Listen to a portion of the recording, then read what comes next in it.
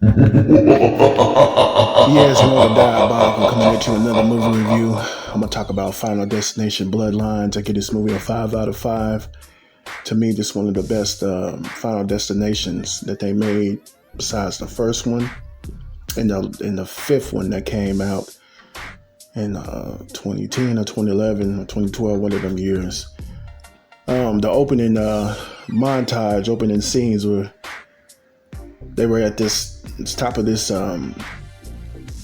Space Needle type thing. It was like a restaurant or like a little club that was built on some glass, and you had to go all the way up. Man, this thing was super, super high, and this woman had a premonition about everybody dying and the glass breaking and everybody falling straight down. It was one of the best opening scenes as far as Final Destination goes at the whole movie series, at the whole franchise. So, and basically, it was a premonition.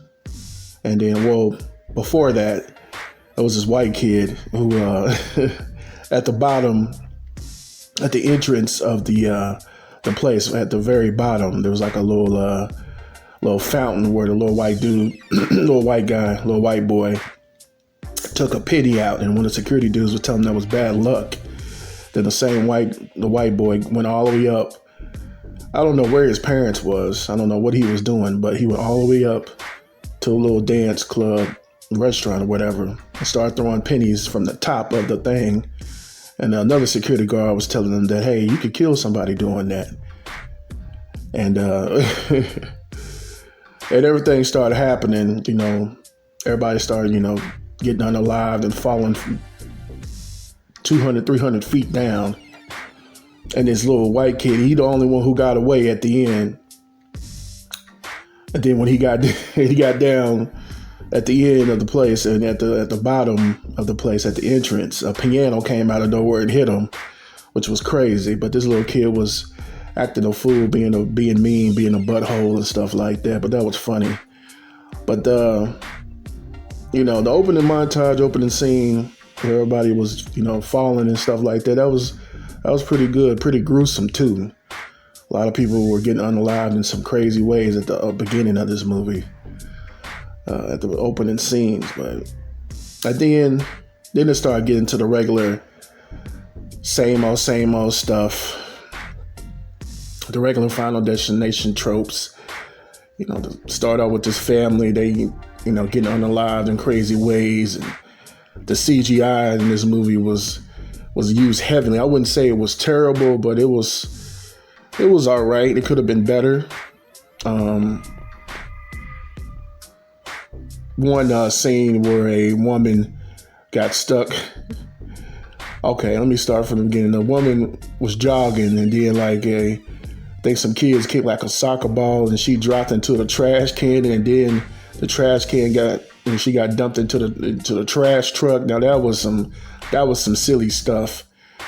And then she got unalived in the trash truck. That was major CGI heavy with that one. And then the woman's family, the woman who had the premonition at the beginning of the movie, she was laying up in this house for like 20-some years, and she already knew if she stepped out the house, she was going to get unalived. And she got some type of pole went through her face. That was very CGI heavy. And then at the end of the movie, very end, the same penny came out of nowhere, hit this train tracks, and made this train derail and go to and try to hit the last two characters that was left, a sister and a brother. The brother was going to a prom, and then the train came directly at them, and then they started running away from the train, running north and south instead of running east and west. And then some big old boulder type things that came off the train and hit them and smashed them. I think they were like metal, like tons. They smashed them at the end of the movie, at the very end. And then before that, they had a scene at the hospital where one of the family members had a peanut allergy. And one of the other family members who wasn't a part of the bloodline, he was trying to, unalive himself for a little bit. so he can be brought back. So the curse, or the chain, whatever, could break or whatever. Then he ended up getting caught in this machine. I think they do like MRIs or something on, or see if you check to see if you got any type of cancer or something. And it said no metal objects. And then this guy had all these piercings and stuff. Then he got sucked into the machine. And then the guy, the brother or whatever, that was still a part of the bloodline, he ate some Reese's cups or something like that and had a peanut allergy. And then, his face swelled up. He was about to die. Then he took this shot. And then all of a sudden, he ended up dying. The nurse came and opened the door, and they and one of like the screws, or it's like the things that be coming inside those machines, or vending machines, those circular things. And they're not screws, they're like circular objects that, like, when you put the stuff on and they fall out. I forgot what the name of it was, but it hit him in the forehead, and then he ended up dying. I'm like, oh God, this is ridiculous.